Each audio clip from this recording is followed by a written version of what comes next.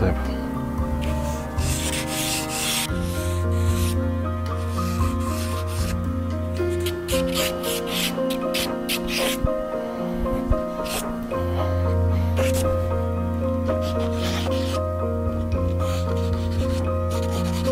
Gerai, laikyk va taip rankas.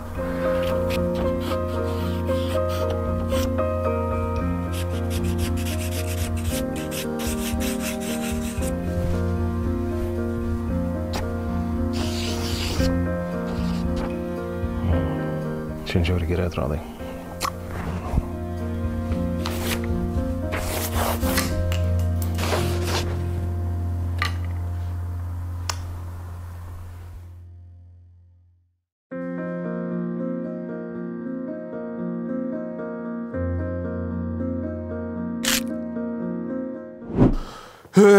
Nu ką, Žiedų valdovas, mes jau čia, aš pasiruošęs, pilnas pilvas, smailios ausis, nežinau ar matot, ir mažas bybis.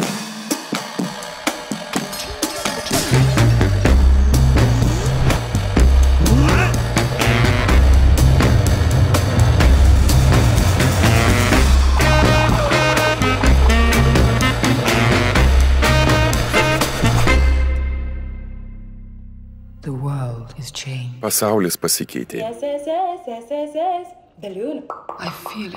Tai jaučiu vandenį. Tai jaučiu žemėj. Daug kas prarasta. Neliko nė vieno, kuris visą tai prisimintų. Žiedų valdovas. Tai prasidėjo, kai buvo nukalti didieji žiedai. 3 gavo elfai, 7 nykštukų karaliai, 9 žiedai dovanoti žmonių rasiai labiausiai. Gerai, tie, kas nesat matę Žiedų valdovo... Kaip pavargo kojas. Jau, viskas, aš sėdžiau su šitais rekvizitais ir man baigė subinę nuspausti. Aš bijau įsivaizduoti, ką reiškia būti Žiedų valdovo filme aktorium, kur būdavo apdėtas make-upų kokių 14 valandų per dieną. Žodžiu, šita recenzija yra ne tam, kad pasakyti, koks Žiedų valdovas geras. Jūs žinot, jūs galite nueiti į IMDb ir pasižiūrėti, koks jisai geras. Kokios geros knygos, kokie geri filmai. Išskyrus Hobbitą. Šita recenzija bus skirta labiau jūs TikToko kartą įtraukti į šitą istoriją, nes aš puikiai suprantu, man jau pačiam buvo sunku žiūrėti šitus filmus, kai tu praskrolini TikTokus po 7, po 8 sekundės po minutę ir kur dar pačioj turi bėgti žmogeliukas per bėgius, arba slaidinti, rinkti monetytės kokias nors, arba čiuvakas turi pjaustyti smėlį spalvotą su peiliu, arba pridaryti daug kvadračiukų ant muilo ir Va, pagaunat, aš jau net nebegaliu dėmesio išlaikyti recenzijai. Tai ką aš noriu padaryti? Jums tokia faina, greita, bet ir su memų formatu pateikta forma. Papasakot apie Žiedų valdovą, kad galbūt nueitumėt ir pasižiūrėtumėt šitus filmus arba paskaitytumėt knygas. Nes tai yra anų laikų, bet iki dabar šių laikų išlikusi klasika, kuri yra žiauriai gera, žiauriai įdomi. Tai va, visi 3 Žiedų valdovo filmai, bus biški kritikos, ne per daug, nepykit, važiuojam. Buvo nukaltas kitas žiedas. Tas žiedas kitų žiedų valdovas. Nuo to žiedo galios viena po kitos krito laisvos viduržemės tautos. Bet buvo tokių, kurie priešinosi. Savo žmonos esu gyvenime ranka nelietęs. Ir iš karto sakau, aš nesu Žiedų valdovo žinovas, aš pasakysiu neteisingai vardus, neteisingai vietovės, neteisingai įvykius. Tai galit būti pasiruošę komentaruose rašyti man iš karto. Šiaip tai Faramiras yra Boromiro brolis, o ne tėvas. Ir aš tikrai visus šitos komentarus atsakysiu, pažadu. Tai žodžiu, istorija so far ir nuo ko visas šitas dalykas prasideda. Toksai bičas, kurio čia nėra šitam filme, bet jis įkali Grimboras, berods jo vardas, jisai nukala žiedų daug ir toks vienas pikčiurnas Sauronas, visi, kurie esat matę tokia akis bokšto viršuje. Tasai čiuvakas duoda visoms rasėms pagrindiniams po žiedų, tai ten žmonėms, elfams, dwarfams. Nu ir Sauronas tampa labai stiprus, nes jis turi ne pagrindinį žiedą, hence de pavadinimas Žiedų valdovas, nes jis turi visų žiedų valdovą, vieną žiedą.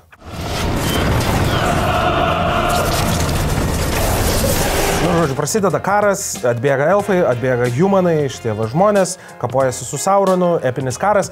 Ką iš karto galiu pasakyti, kodėl mane patraukė šitą istoriją ir kodėl mane nuo vaikystės Žiedų valdovas šitaip žavėjo, nes aš ir skaičiau knygas, ir Hobbitą skaičiau. Tai yra pirmas settingas, kuriame elfai buvo patiekti kietai.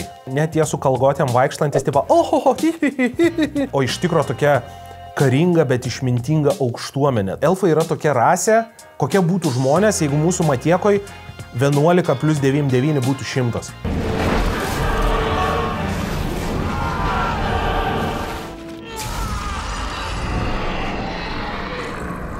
Tai žodžiu, žmonės surėmė pečius su elfais, įvyksta didysis karas, Sauronui yra nukertami pirštai, nukrenta žiedas, viskas gerai, bet žmonės nebūtų žmonės, jeigu jų karalius nesugalvotų, tai kodėl man nepasilikus šito žiedo, nes jeigu jisai toks galingas, kodėl man jo neturėti pas save.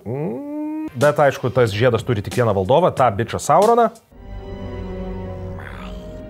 Mano brangiausiasis.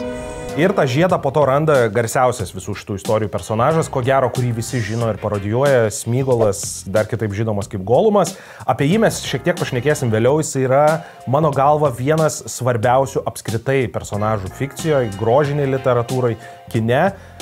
Apie viską iš eilės. Gyvenimas šiam pasaulyje tęsiasi kaip senais gerais laikais. Vargu kas bežino apie hobitus. Aš tuo labai džiaugiuosi. Čia mes atkeliaujam į grafystę ir klausimas dabar būtų, kodėl kine mes turime didžiulį karą, mes turim tokį žiaurumą, mirtį ir staiga mes viską sustabdom ir atsiduriam pas hobitus, kurie skaito knygas, čilina ir scrollina Discordą per dienas. Taip yra pirma tam, kad jūs nepavargtumėt nuo kovų, o antra, kad pradėtumėt jausti jausmą, kad kažkur tolumoje tvyro blogis. Dabar viskas yra gerai, dabar šviečia saulė, hobitai dabar valgo savo keptas bulves ir geria kefyrą, bet visą laiką gali pablogėti dalykai. Žiedo brolyje.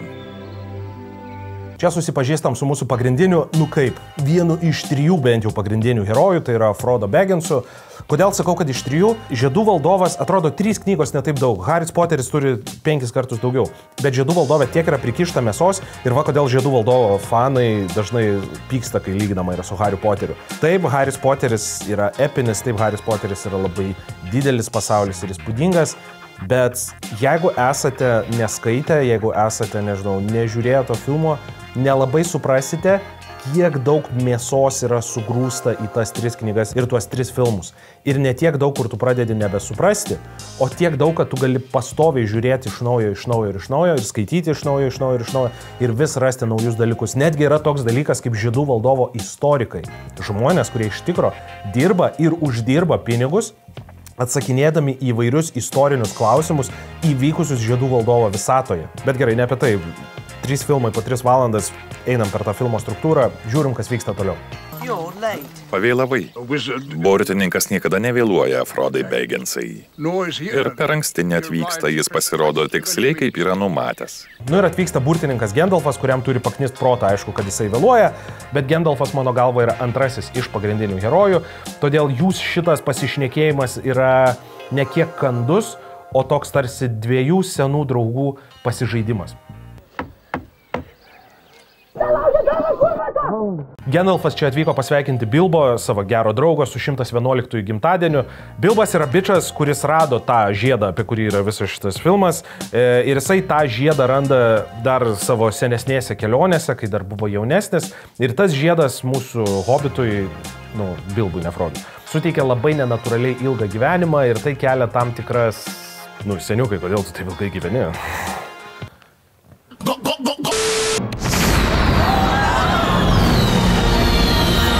Tai va, vyksta to Bilbo gimtadienis ir žinau, žiauriai daug personažų vardų, tiesiog reikia, kad juos žinotumėt, nes jeigu sakysiu, čia tas bičas, čia tas bičas, čia tas bičas dideliam pėdom, jūs po to žiauriai pasimesit.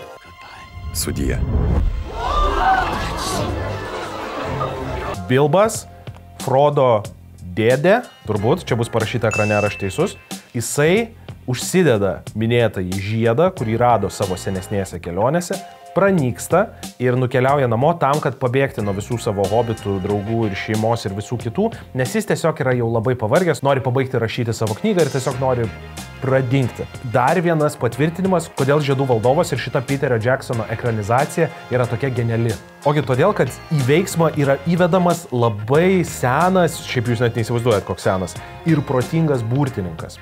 Ir tada aišku yra, kodėl čia jo reikėjo atvesti pas hobitus. Ogi todėl, nes jeigu Bilbo užsideda žiedą, pradingsta, kai Tolkienas rašė hobitus, tai yra tiesiog, tokie naivi paprastuomenė. Bet esmė tokia, kad jie yra, tiesiog alų geriantis fermeriai, dingo Bilbas, tai dingo, jie apsidairytų ir toliau gertų alų.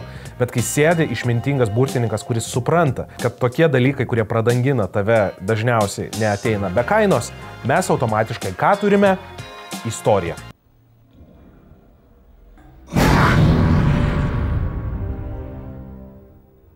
Tai va, tai čia tas baisusis žiedas. The žiedas. Gandalfas yra pakankamai protingas ir išmintingas ir dėl to jisai šitam kadre sėdi kaip motina sūnaus elektroniniam dienyne radus N raidžių krūvą, supranta, kad čia geruoju nesibaigs.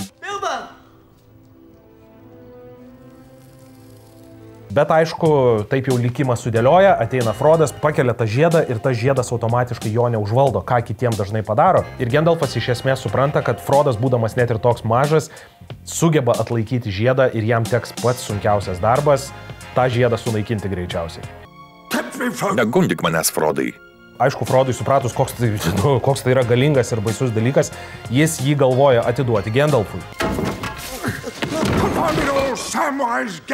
O čia filme pagaliau atsiranda mano mėgstamiausias Žiedų valdovo personažas - Semas. Jis nemoka nieko, jis neturi jokių magijų, jis nėra greitas, jis nėra stiprus, bet jis yra žiauriai ištikimas draugas, jis davęs pažadą jo nelaužo ir per visus filmus yra pats geriausias Frodo bendražygis ir mano galva ne dėl Frodo, mes galų gale, spoiler, sunaikinam tą žiedą, o dėl jo, dėl Semo. Gandalfas pilkasis joja į Izengardą. Štai kodėl atvykai, ar ne?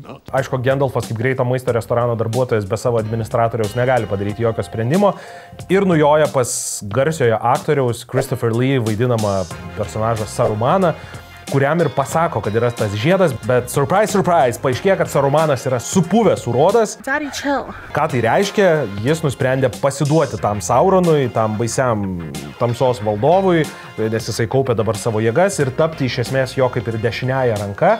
Ir jeigu suranda tą žiedą, vėl visiems šakės. Kaip suprantat, ir susimuša. Šita kova man visą laiką būdavo tokia, gana juokinga, kur, jie seniai du mušasi.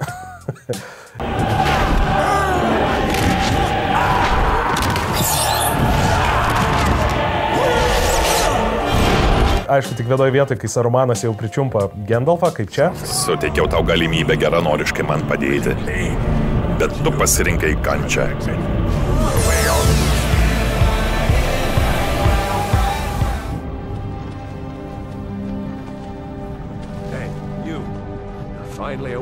Gandalfas dabar jaučiasi taip, kaip aš, kai girtas, kai nueinu miegoti. Tuo tarpu, ir čia pastebėsit, šitoj recenzijoje bus tuo tarpu, kol tas vyksta, tuo tarpu, kol šitas vyksta, tuo tarpu, kol šitas vyksta. Tolkienas yra legenda, visiškai. Bet tai, kaip Peteris Jacksonas sugebėjo ekranizuoti šitus filmus ir sukišti šitiek istorijos. 3 valandas atrodo daug filmų, bet tik 3 valandas yra kažkas magiško. Ir matosi, kad jam labiausiai tai padėjo daryti tas meanwhile dalykas. Tai va, tuo metu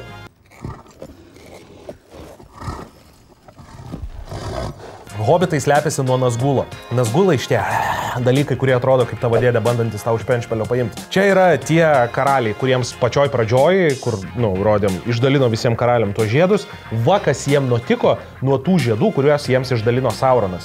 Sakiau, kad bus įdomu. Kas ten buvo? Aišku, vyksta bėgiojimai, lakstymai, hobitai šiaip netai pabėga ir galų gale hobitai nubėga iki smuklės, kurioje buvo susitarę susitikti su Gandalfu, kuris padarė tokį, man reikia trumpam nubėgti, kaip jūsų draugelis, kuriam reikia greitai iki Baraigos nueit, bet jisai prižadėjo, kad daugiau nebepūs.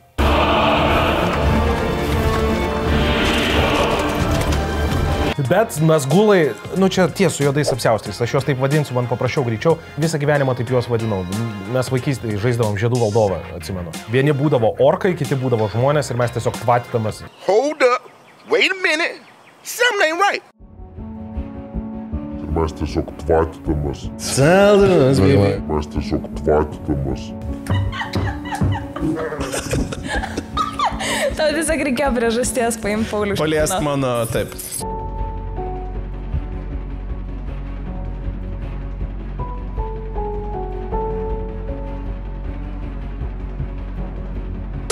Tvatydavomės lasdom ir tie, kas būdavo Sarumanas arba Gandalfas, visą laiką laimėdavo, nes tu ateidavai su šarvais ir jis tau sakydavo, o aš tai tau dabar trenkiu žaibą. Tai žodžiu, tie Nazgulai įsilaužė į tą gyvenvietę, kurioje dabar yra pasislėpę hobitai.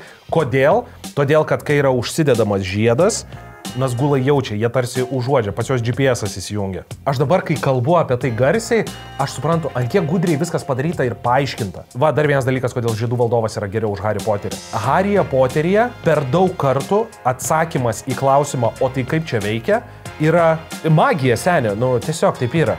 Žiedų valdove taip pat irgi yra magija, magiški padarai, bet viskas taip daugmaž pastovia tema veikia visoje toje istorijoje. Ne viskas, tikrai ne viskas, mes ir apie tai šiandien pašnekėsim. Nėra tokio dalyko kaip tobulas kūrinys, bet Žiedų valdovas, aš spėčiau, yra arčiausiai to.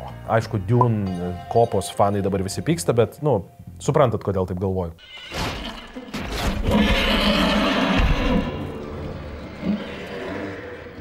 Tai dabar mes turime 3 pagrindinius herojus. Tai yra Gandalfas, Aragornas, kurį angliškai vadindavo Strider ir lietuviai, atsimenu, versdavo Plačiangys, ir Frodas. Mes dabar galime ginčytis iki dienos pabaigos, kas yra pagrindinis herojus, kas yra ne, bet mano kriterijai tokie. Herojui yra suteikta pakankamai didelė arka, kuri nėra tik asmeninė, tai reiškia, oi, aš dabar esu dwarfas, aš piktas ant elfų, bet staiga filmo pabaigoje esu nebepiktas ant elfų. Čia yra asmeninė arka, bet jeigu tavo arka keičia visą filmą, tai yra, pavyzdžiui, aš esu drąsus, bet iš savo namų dar niekada neišvykęs hobitas, bet nuvarau ir sunaikinu žiedą, tai keičia filmą. Lygiai taip pat su Gandalfu, nespoilinsiu, kas jam nutinka, lygiai taip pat su Aragornu, nespoilinsiu, kas jam nutinka. Taip visi jie prisideda prie filmo eigos, bet jų arka absoliučiai keičia viską ir todėl aš juos laikau pagrindiniais herojais. Pomidorai, dešra, šviežias rūkytas kumpis ir tau palikom, ponia Frodai. Užgesinkite ugnį, kvailiai. Tai va, jie užsidega laužą ir vėl prisišaukia Nazgulus, kurie visą laiką jiems lipa ant kulnų.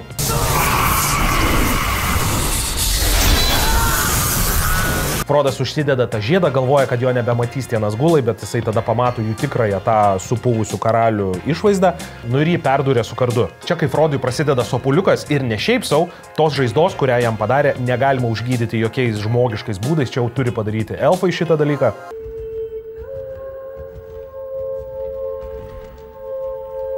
Čia kur buvus, kur nebuvus, atvaro Aragorno buvusi. Aš jos vardo niekaip neatsimenu. Aš lengviau žinau, kas yra jos tikras tėvas, tos aktorės.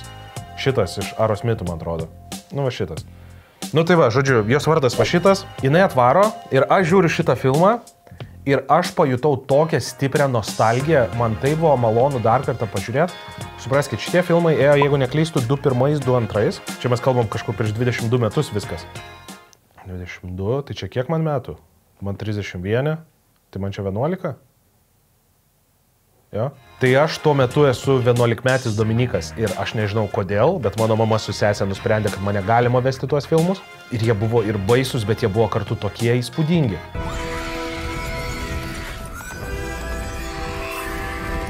Ir aš kaip dabar atsimenu šitą gaudynių sceną. Bet kuriam kitam filme tokia gaudynių scena būtų paskutinė scena. Ta prasme, čia būtų viskas. Čia dabar gaudynės, čia dabar šakės, pareina, atjoja. Čia tiesiog vidury filmo. Galvojat, kad nepadarysim geresnės pabaigoje, aišku padarysim. Ir Peterio Jacksono šitie filmai vat būtent tą ir daro. Jie sukelia lūkestį, jie paima aфиgeną sceną, įdeda į vidurį, kurią tu, nu, norėtum pataupyti pabaigai, nes tu žinai, kad tu jos nepermuši. O jis sako, aš permušiu. Ir permuša. Nu tai va, aфиgenos gaudynės, tie patys Nazgulai gaudo elfę, kuri nešasi Frodą, kad šis nenumirtų pas savo elfų gentainius, tam, kad išgydytų jo popą. Va čia minusas yra, va čia turiu pastebėjimą ir jis mane erzina nuo vaikystės. Kai piktadariai pasiveja elfę ir jie sustoja iš 2 pusių upės vieni kitiem. Ir blogiečiai sako, varom į priekį. Ir elfė pasako, ir iš upės viršupio, ar kad ir kaip ta vieta vadinasi, parvaro vandeniniai arkliai, kurie nuneša nazgulus. Ką daro nazgulai, kai juos pamato? Jie joja išilgai upės ir bėga nuo jų. Va šito dalyko aš filmuose žiauriai nepernešu. Jiem tiesiog būtų užtekę 3 metrus grįžti atgal. Šitas dalykas buvo nutikęs Prometėjo filme, kai rieda ant Charlize Theron, va tai va erdvėlaivis. Ir lygiai taip pat ir čia. Ir mane taip ištraukė iš šitų filmų, kad aš negaliu, mane tas... tokia nelogika, aš iki šiol nesuprantu, kodėl taip yra daroma. Iki galima padaryti kažkaip, kad tie arkliai suklumpa arba labai lėtai joja per vandenį, nes arkliai iš tikro labai lėtai joja per vandenį. Ir būtų to užteka, kad jie ten bando išsiropšti ir niekaip nesugeba ir juos nuneša. Bet tu nebėgi iš ilgai upės. Ir tau pasisekė, kad čia atsidūrėjai. Gerai, tai Frodas yra išgelbėjimas, viskas kol kas yra ok. Čia yra vadinamasis filmo midpointas. Jūs visi esate struktūros gudručiai, viską žinot filmuose ir panašiai. Tie, kas esate šitos recenzijose nauji, čia yra toksai pailsėjimo momentas, pašnekėti apie kažką kitą, dar dažnai vadinamas netikra pergalė arba netikrų pralaimėjimų. Tai čia yra tokia vadinamoji netikra pergalė, kai buvo kažkoks tai labai baisus momentas, buvo gaudama nazgulų ir dabar Frodas jau yra čia pas elfus, viskas atrodo labai gerai ir tai nėra tokia netikra pergalė, kad čia tuo iššoks ir juos subadys, ji netikra tuo, kad ji netruks ilgai.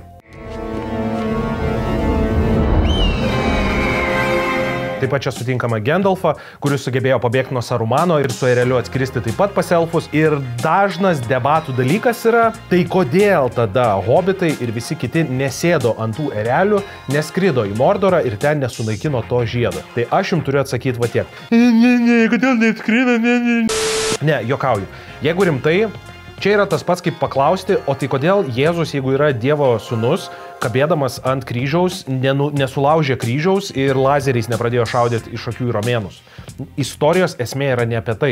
Istorija yra apie tai, kaip yra keliaujama, kokia kelionė turi būti išgyventa, tam, kad įvyktų tam tikras atpirkimas, kad įvyktų tam tikras naratyvas ir viską galima pasidaryti paprasčiau. Taip, yra tokių dalykų, kur gali pritempti, bet tiesiog istorija yra ne apie tai ir nuskridimas su ereliais tiesiog būtų istorijos sugadinimas. Toksai trumpas būtų atsakymas ir niekada šito dalyko neklauskit Žiedų valdovo fano, nes jūs pakars už kiaušų. Tikrai, trust me.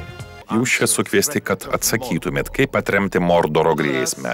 Taigi, pas elfus susirenka vadinamoji Žiedo brolija, kaip ir vadinasi šitas filmas, kaip ir vadinasi pirmoji knyga. Žiedo brolija yra ta chebra, kuri padeda Frodui keliauti į Mordorą, į vadinamą tą lemties kalną, Mount Doom, ir tenai sunaikinti žiedą.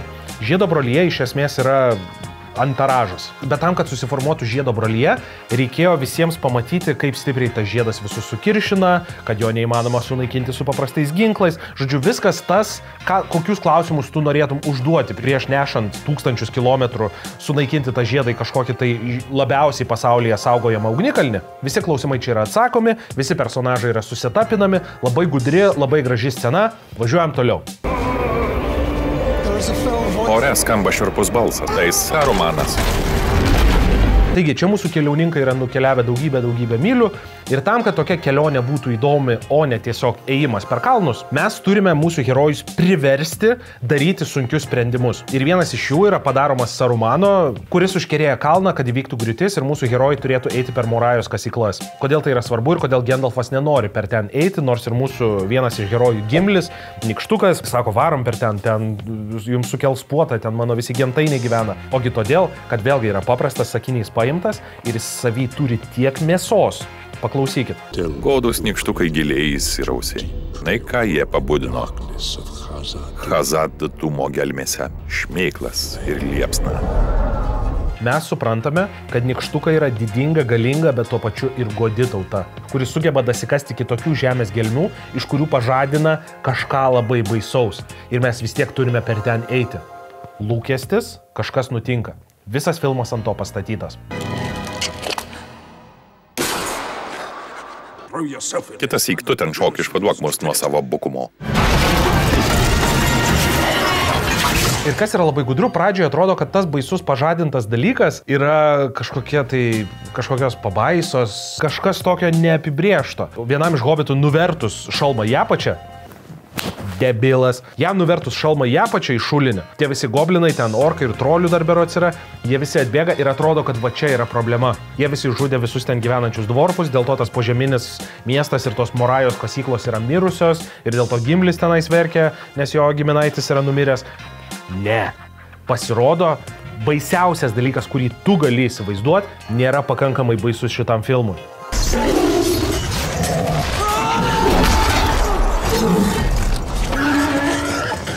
Įvyksta viena figeniausių, kada nors mano matytų kovos scenų kine.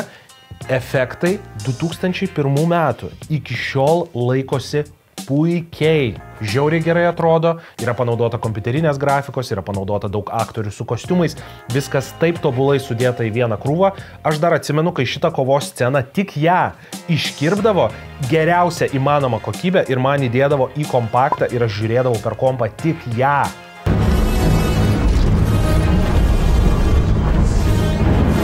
Mūsų herojai labiau netriumfuoja kovoje, o labiau ją išgyvena. Ir nuo jos pradeda griūti visa kasykla. Ir tie griūvantis gabalai, tos visos plytos, tie visi mūrai pažadina tikrąją grėsmę. Čia yra va tas tikrasis pasakymo variantas nuo vilko ant meškos užsiraut. Čia ir ateina tai, ko visą laiką bijojo Gandalfas, Balrogas. Balrogas yra žiauriai senas demonas ir kodėl asmeniškai man jis yra toks svarbus? Ogi todėl, kad kai aš buvau 11, 12, 13 metų, Diablo 2 buvo the žaidimas, nebuvo jokių kitų geresnių žaidimų. Ir pamatyti, mes Balrogą vadindavom Diablo, nu pasižiūrėkit jūs į jį.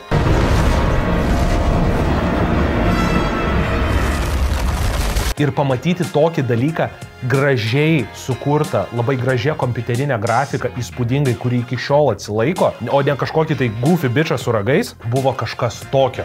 Nu ir žinoma, visų turbūt geriausiai žinoma Žiedų valdovo frazė. Tu nepraeisi. Aišku, Gandalfas parodo savo galią, Balrogas nukrenta į tamsą, bet dėja, Subotagus sugeba už kojos pačiupti Gandalfą ir jį taip pat nusitempia iš paskos į tamsą.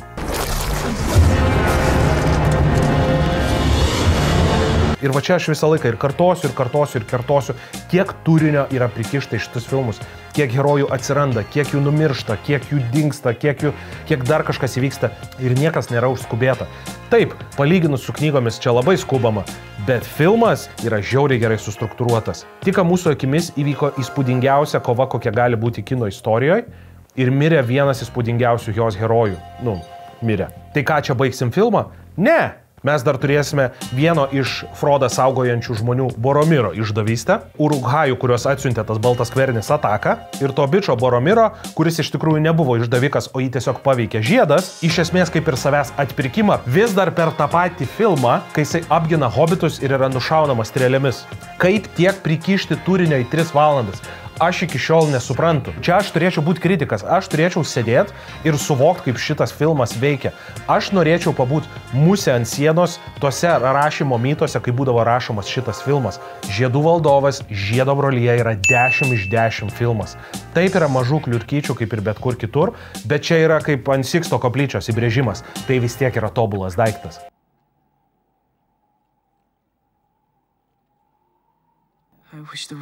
O kad tas žiedas nebūtų man atitekęs. Tai žodžiu, Frodas nebegali pakelti savo draugų mirties dėl to, kad jis turi nešti žiedą, nes jisai mato, kaip juos visus seka ir puola dėl to, ką jisai neša ant savo kaklo. Ir jis nusprendžia nuo visų pabėgti, bet žinoma, mano mėgstamiausias herojus Semas jį seka, jie kartu įlipa į laivą ir išplaukia. Pirmo filmo pabaigoje Žiedo brolija išsiskiria.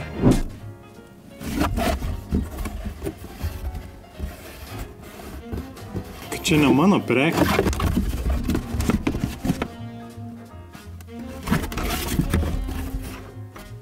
Kad čia ne mano dydis.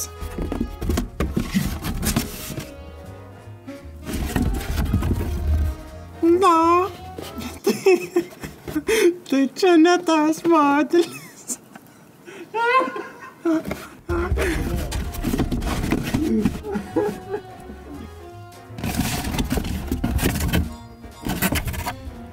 Ašgi sakiau, kad aš raudoną noriu, o ne mėlyną. Omniva pristato gražinimų paslaugą, kurioje klientai galės lengvai ir greitai išsiųsti netikusias prekes. Tapk Omniva partneriu dabar ir suteik savo klientui patogų ir neskausmingą prekių gražinimą. Registruok savo veiklą ekrane matomoje formoje, kurios nuorodą rasi video aprašyme ir tau bus atsiųstas specialus bendradarbiavimo pasiūlymas, o Omniva gražinimo platformoje bus sukurtas parduotuvės profilis. Gražinimo užklausą užpildęs pirkėjas išsiųs prekes tau Omniva paštomatu, o gavus prekę bus atliekama pinigų gražinimo operacija arba prekės keitimas. Paprasta, ane? Nu jo.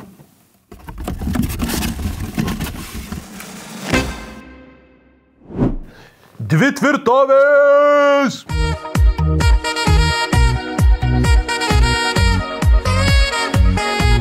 Kodėl šitas filmas taip vadinasi? Ogi todėl, kad yra dvi tvirtovės. Viena ta Saurono, kur akis deganti ant jo, ir kita Sarumano, kur bičas baltas kvernis stovi. Žydų valdovas dvi tvirtovės yra turbūt vienintelis filmas, kuris užsitarnavo tokį dalyką kaip stock footage.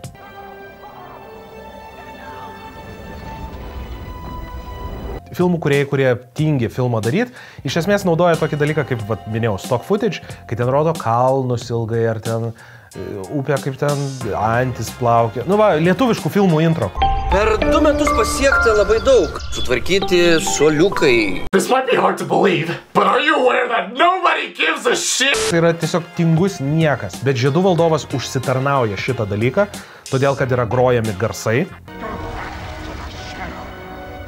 Yra rodomi vaizdai, po kuriais atrodo vyksta tos kovos. Ir šitas gamtos stock footage'as kaip tik kūrė atmosferą, o ne iš jos atima. Jie vagys. Vagys. Ir čia pagaliau sutinkame Smygolą Golumą. Pagaliau turbūt vieną tragiškiausių, vieną liūdniausių. Taip labai pašiepta herojų, bet kaip ir minėjau, labai tragiška, labai baisų gyvenimą turėjusi ir tiesiog netyčia įsipynusi į stipresnės jėgas, negu galėjo sukontroliuoti. Nežinau, ką reikia turėti galvoje, kad sugebėti parašyti va tokio ryškumo ir tokio sodrumo personažą. Susigrąžinkit užgrobtą žemę. Sudeginkit visus kaimus. Sarumanas, kaip koks Orlauskas, masina savo šeimą maršistus, kad bėgtų į kitą žmonių karalystę, ją atsimtų. Ką jis iš esmės dabar tas magas nori padaryti, kad visi piktadariai arba visokie barbarai, orkai, goblinai, šitie žmonės neplautais dantim, visi bėgtų ir naikintų viską aplinkui ir nuo to susilpnėjęs tas vadinamasis Middle Earthas būtų lengviau paimtas Mordoro pajėgų. Tai žodžiu, visi tie bomžai smirdalai užpuola Rohaną miestą, vėlgi tikiuosi, kad teisingai neatsimenu, o tuo tarpu Smygolas veda Frodą ir Semą per pelkes. Čia šita scena yra pati ryškiausia. Kodėl man šito žiedo neužsidėjus? You do the thing, and you do it right, and you don't fuck it up, it works.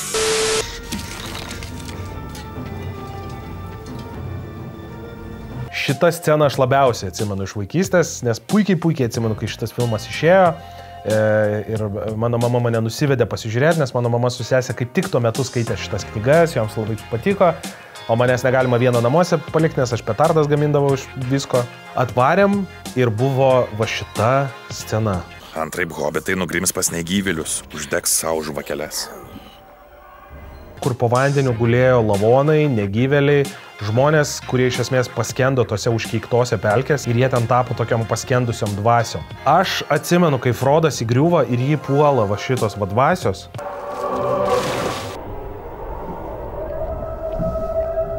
Aš lunatikavau gal 5 dienas po to non-stopų, rėkaudavau, po namus lakstydavau. Visi vaikystėje turim dalyką, kuris mus išgazdindavo. Pavyzdžiui, tasai iš Narsiaus filmuko Return the slab. Return the slab, oh suffer my curse. Koks nors baisus klounas per gimtadienį. Man buvo šita scena. Tai žiūrėti suaugusio akimis labai keista dabar į šitą sceną, bet grįžo tas šiurpas nueinantis per kūną, kurį atsimenu, kai pirmą kartą ją pamačiau.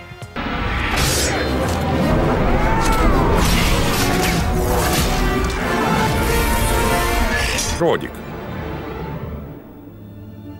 Tuo tarpu, pasirodo, kad Gandalfas vis dėlto gyvas. Man teko biški pasidomėti, kas yra per Gandalfas. Žmogus, jis iš tikro nėra žmogus ir aš jums nieko nespoilinu, kas yra filmuose tai net nėra paminėta, bet kodėl jis toks ypatingas, kodėl jis atgimsta, kodėl jis toks galingas.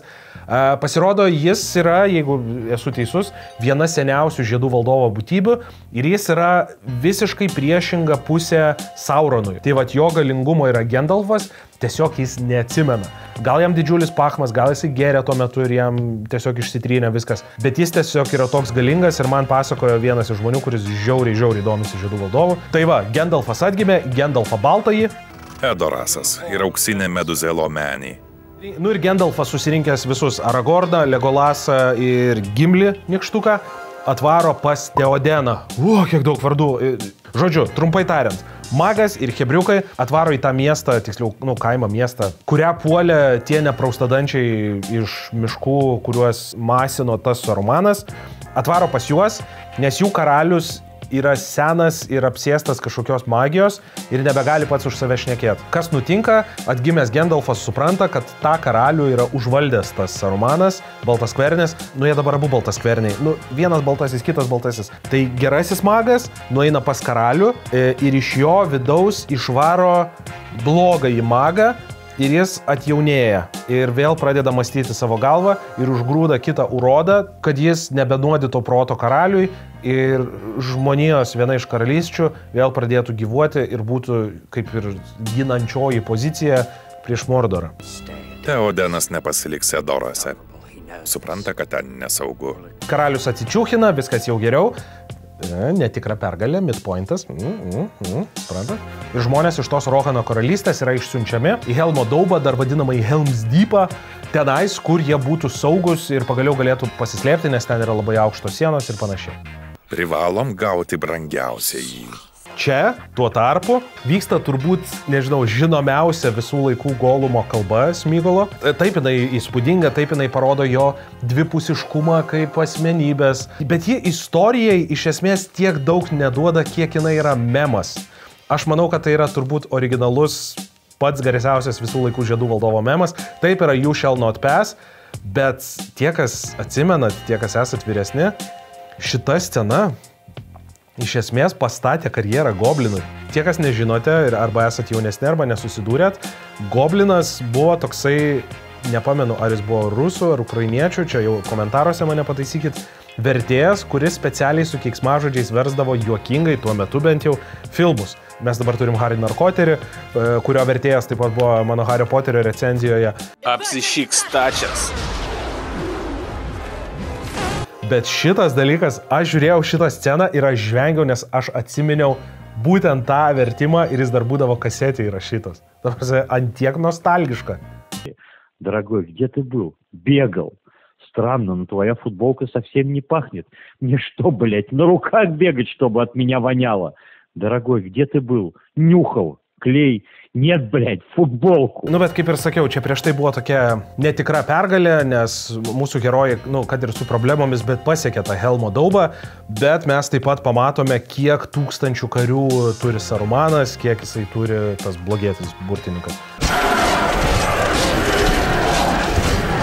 Ir kad suprastumėt šitos scenos svarbą ir epiškumą, aš iki dabar žaidžiu kartais Warcraft'o 3 modą, kuriame yra vadinamasis Helm's Deep modas, kur tu žaidi va šito Helmo daubos karą. Tu pasirenki arba tu urukai, arba tu elfai, arba tu humanai, arba dar kažkas ir tu iš esmės žaidi didžiulę strateginę kovą. Žmonės stato ištisus didžiulius stalo žaidimų stalus tam, kad sužaisti šitą sceną. Kiekvienas, kas tuo metu turėjo kompą arba PlayStation 2, irgi atsimena Helm's Deep kovą iš žiedų valdovo žaidimo. Tai buvo toks epinis kino ir apskritai įvykis, kad jis išliko mums iki šiol. Ir supraskit, aš čia dar nepasakoju visko. Jeigu aš sėdėčiau ir kiekvieną dalyką jums narstyčiau, šita recenzija būtų 9 valandų už kiekvieną filmą. Ir aš bandau jums parduoti, kad tai nėra, oh my god, kiek vyksta dalykų, kaip neįmanoma žiūrėti. Ne, tai yra, o dieve, kaip įdomu, aš noriu žiūrėti ir iš naujo, ir iš naujo, ir iš naujo, ir iš naujo. Ir tada tu dar geriau supranti, kodėl žmonės šitaip išprotėjo dėl šitos kūrybos. Rohirrimai.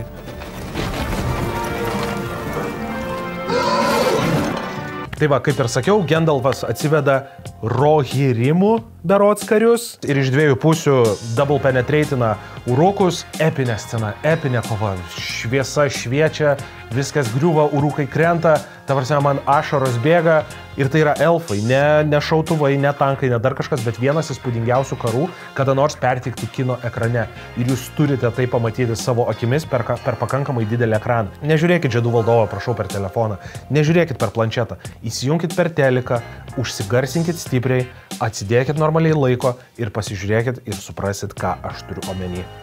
Pone Frodai, manau, supratau.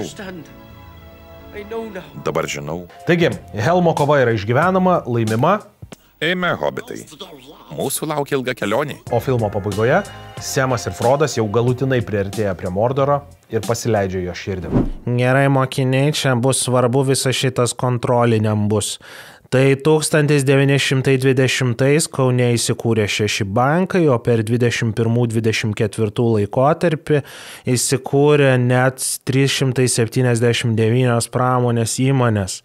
Atgyjus žemės ūkiui, maisto bendrovės sėkmingai eksportavo mėsos gaminius, pieno centras Sviestas. Klajumai, kelkis, tavo iliustruotą istoriją atvežė. Sužinok įdomiai tai, ką pramiegojai istorijos pamokose. Keliauk laiku su iliustruotąją istoriją ir pažink didžiausias istorijos dramas iš arti. Įdomiai bei įtraukiančiai pateikiami istoriniai faktai, suvokimą keičiantis pasakojimai apie istoriją ir jos lūžius, bei retos iliustracijos, mūšių planai ir žemėlapiai. Pasinaudok nuolaidos kodu klajumas 10 ir atsiimk 10% nuolaidą prie numeratai. Nerk į pažinimo džiaugsmą jau dabar. Karaliaus sugrįžimas.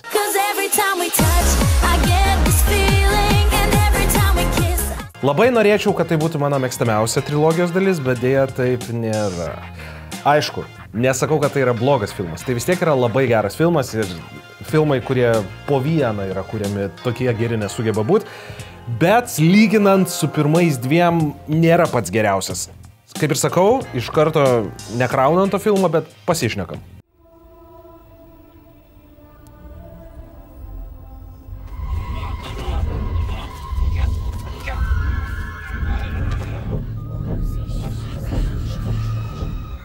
Mano brangiausiasis. Mus prakeikė. Žudikas. Net savo vardo neprisimenam.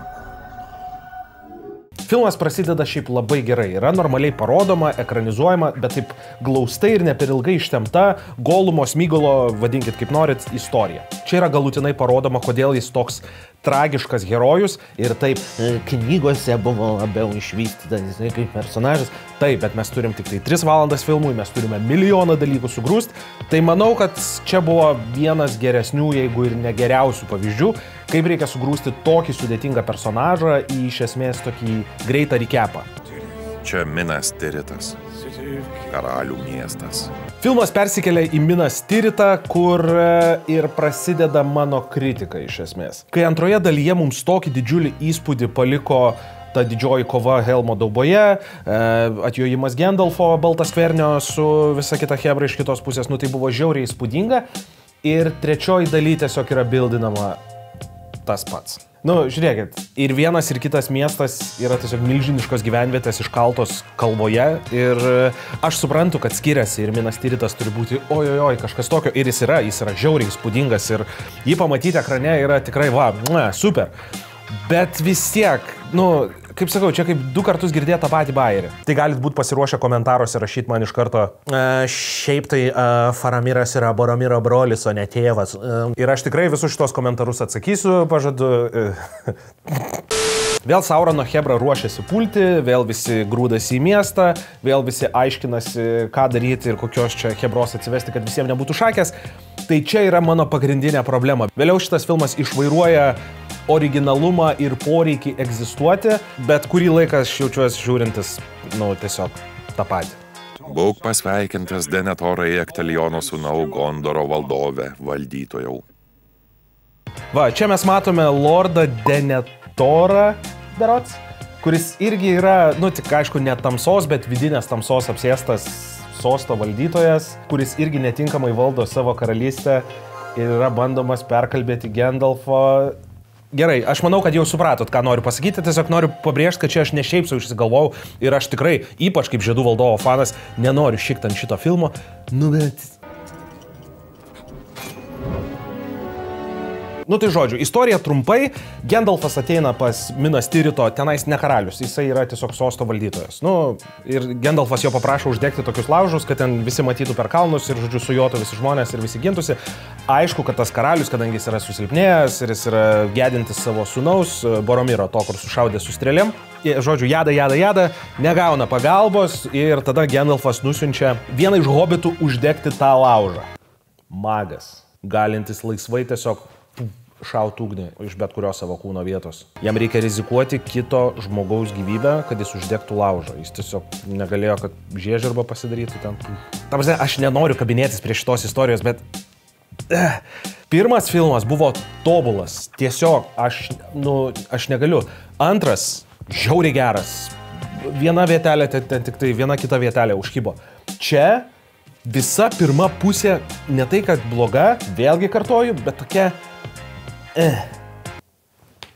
Matai, jis gviešiasi jo. Tuo tarpu Frodas ir Semas, keliaujantis su Smygolu, susiduria su problema, jog Smygolas pradeda nuteikinėti juos vienas prieš kitą. Čia filmas vėl mane pagavo. Kaip ir sakau, man ta pačiam Minas Tirite vykstanti kova, jinai yra, ypač kai aš visus filmus žiūrėjau vieną po kito, aš ją kaip ir jau mačiau, iš esmės tik tai mažesniu skeilu. Va šitas Frodo lengvas išprotėjimas, kad jam po biškį nešant žiedą link kalno vis labiau ir Semo nepasidavimas jam padėti ir Smygolo nuodijimas iš šono, norint pačiam gauti tą žiedą, va čia man pasidaro įdomiausia dalis. Andurilas vakarų liepsna, nukaltas iš Narsilo lūženų. Tai žodžiu, Aragornas, kaip ir minėjau, jis yra žmonijos karaliaus įpėdinis, nu žodžiu, toksai kaip ir karaliaus atsistojimas atgal į vėžes. Ir kas nutinka, kad jam yra nukaldinamas iš naujo, perkaldinamas tasai kardas, su kuriuo buvo nukirsti pirštai kaip kokiem per nagus karštą pyragą liečiančiam, kai negalima dar. Tai gauna šitą kardą Aragornas ir kur jisai nukeliauja. Šiurpi vieta. Man kraujas tingsta gyslose.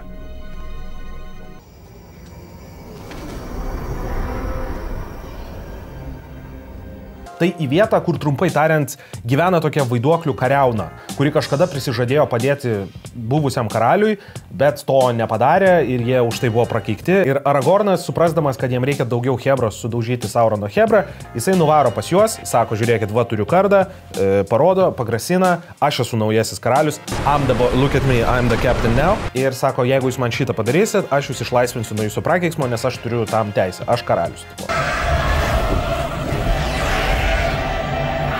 Nu ir žodžiu, prasideda paskutinis filmo mūšis. Nazgulai atvaro, skraido ant drakonų, kova labai įspūdinga. Kai buvo ilgesnis tarpas tarp šitų filmų žiūrėjimo, kai aš juos ten žiūrėjau, kiek ten po metai ar po 2 tarpas tarp jų kiekviena būdavo, dabar neatsimenu, tai tada tu biškį pasimirždavai. Bet dabar, kai sudėjau tos filmus į perspektyvą ir žiūrėjau juos vieną po kito, kaip ir sakau, tas karas jau toksai įspūdingas, bet... Kol vyksta karas, Frodas susipyko su Semu ir Golumas tapo naujuoju Frodo draugu, bet Golumas apgauna Frodą ir jį nuveda pas didžiulę vorę ir kai jinai jį suės ar apnuodės, jisai galės pasimti tą žiedą. Dabar klausimas visiems Žiedų valdovo žinovams ir žinovėms, ar šita vorė neturėtų būti didesnis personažas? Aš kažkur mačiau, ar kažkokiam žaidime, ar kur, kad šita vorė šiaip nėra tiesiog didelis voras. Tai yra labai rimtas personažas, turėjęs didžiulę arką ir tai yra moteris kažkaip paversta vorė ar kažkaip taip. Jeigu žinot, kaip su ja yra, parašykit komentaruose davai. Gerai, važiuojam toliau. Semas, aišku, atseka Frodą, randa susuktą vorės, jį išgelbėja.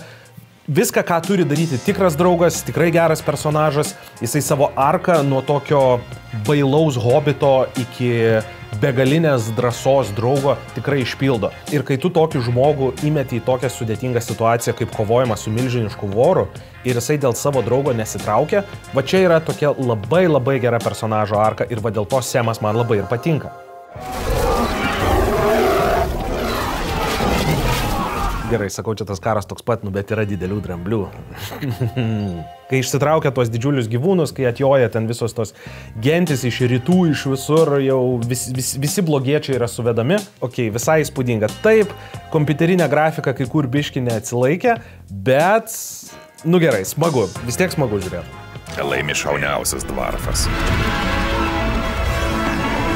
Čia Aragornas atsiveda tą savo vaiduoklių kariauną ir techniškai tiem vaiduokliam nieks negali trenkti, o jie gali trenkti bet kam patys. Nu, tipo, jie gali smūgiuoti iš karto, o jų negali nieks užpulti. Tai jie kaip ir galėjo laimėti šitą karą. Nu, aš suprantu, nu čia kaip tų erelių argumentas, o tai kodėl su ereliais nenuskrido, o tai kodėl su vaiduokliais nelaimėjo. Kaip ir pats sakiau, čia yra didesnės istorijos elementas. Bailys. Joks vyras manęs neužmuš. Šita vieta, kur yra nužudomas Nazgulų vierchas, karalius, lietuviškam vertime šiek tiek pasiklysta. Jeigu turit galimybę ir suprantat pakankamai gerai angliškai, žiūrėkit būtinai angliškai šitus filmus. Где ты был? Бегал. Todėl, kad, na, tu gali kaip ir išversti pažodžiui, bet pati esmė dingsta, nes Nazgulo karalius, jisai sako angliškai, no man can kill me. Ir anglų kalboje vienas žodis gali turėti daugiau prasmių. Ir Nazgulų karalius sakydamas, kad no man can kill me, lietuviškai sako, joks vyras manęs negali nužudyti. Ir tuomet, kai jį nužudo moteris, ir jinai pasako, aš nesu vyras. Tai turim vieną sluoksnį. Visai fainai, visai smagiai, gražiai sužaista. Bet angliškai man reiškia tiek vyras, tiek žmogus. Tu iš karto gauni dvigubą sluoksnį šitai frazei ir angliškai jinai skamba daug stipriau. Manau, laikėtės priesaikos. Eikit, ilsėkitės ramybei. Vaiduokliams atitarnavus, Aragornui netgi sako, senio, jie labai naudingi, gal nereikia jų paleisti. Nu, bet Aragornas Bahuras už bazarą atsako ir jiems sako, gerai, viso, besvidulį, atleidžiu jūs visus nuo jūsų prisidirbimo, bet daugiau, kad nematyčiau.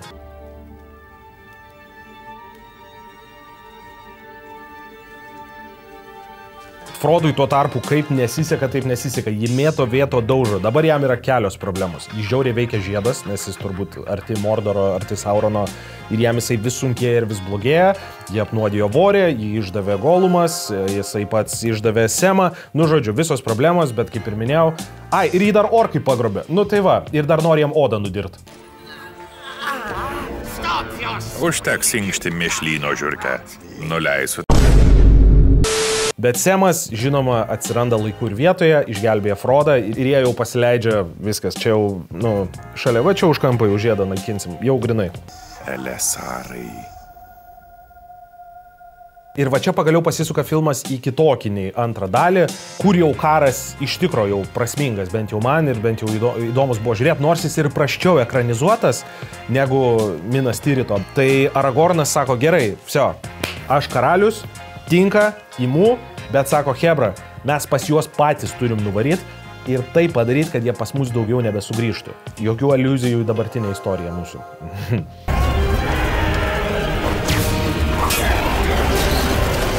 Jisai surenka savo hebrą ir tiesiog visi varo į Mordorą. Čia yra steiksų kėlimas, jie varo tiesiai į blogio širdį, tai yra pati pavojingiausia, baisiausia, geriausiai saugoma vieta ir jie su didžiuliu pasiaukojimu varo kraut malkų. Kol Aragorno hebros kova vyksta, Frodas mušasi su Smygolu dėl to žiedo, kad jį sunaikint, nesunaikint. Bet taip gaunasi, kad Smygolas nukanda pirštą Frodui.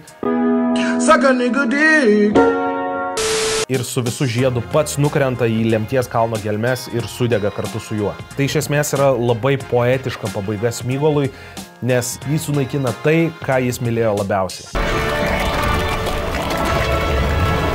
Aišku, to pasekoje Sauronui.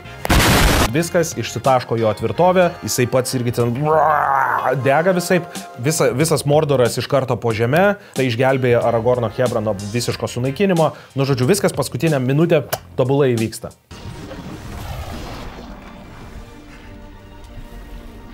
Nuo ant lemties kalno papėdės, kur ten bėga lavos visokios, guli Semas ir Frodas, apsikabinę.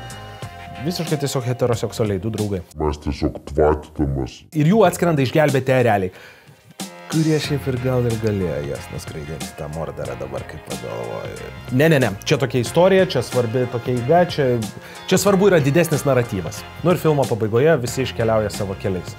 Hobbitai grįžta į grafystę, Bilbas iškeliauja su elfais, Aragornas yra karūnuojamas karaliumi.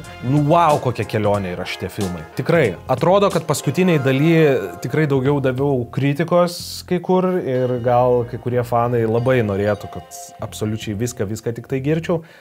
Bet negaliu, per daug myliu šitos filmus, kad nepastebėčiau ir jų netobulumų ir tai yra nerealiai gera istorija. Aš šitoj recenzijai absoliučiai būsiu neobjektyvus. Kad ir kiek kritikos daviau trečiai daliai, kad ir kokių turėjau pastebėjimų, aš manau, kad Žiedų valdovo trilogija yra geriausia visų laikų filmų serija. Aš suprantu, Harry Potteriai, Žvaigždžių karai, Kill Billai, visi jie yra, aš visus juos žiauriai myliu, bet Žiedų valdovas yra kažkas tokio. Ir kaip ir sakiau, čianais aš esu labai neobjektyvus. Tai susijungia nostalgija, tai susijungia laikotarpis, kada aš tuos filmus žiūrėjau. Duodu 10 visai trilogijai, tai negaliu kitaip. Aš tiesiog užsimerkiu prieš visą kritiką. Kai žiūriu visus filmus po vieną, aš galiu prisiknisti prieš 100 milijonų dalykų, bet kai paimu tą trilogiją ir padedu atgal į lentyną kaip DVD, aš suprantu, kodėl šitiek žmonių mėgsta juos. Tai va. Jeigu nesat matę šitų filmų, būtinai pasižiūrėkit bent po vieną į dieną kažkaip, nežinau, sakau, ilgi filmai. O aš dėkoju Jums, kad žiūrėjote dar vieną mano recenziją. Taip pat norėčiau padėkoti KFC, Omniva, Iliustruotai istorijai ir Kalnapilio nealkoholiniam. Taip pat nepamirškit varyti pas mus į Contribui, ten pastoviai turime daug turinio, kuris yra skirtas tik Contribui, arba Contribui mato jį anksčiau, kaip mūsų visokius podcastus, išeinančius prieš kelias dienas tenais. Tai žodžiu, varykit tenais, turim labai fainą bendruomenę. Ir pasimatom kituose turinio vienetuose. Iki.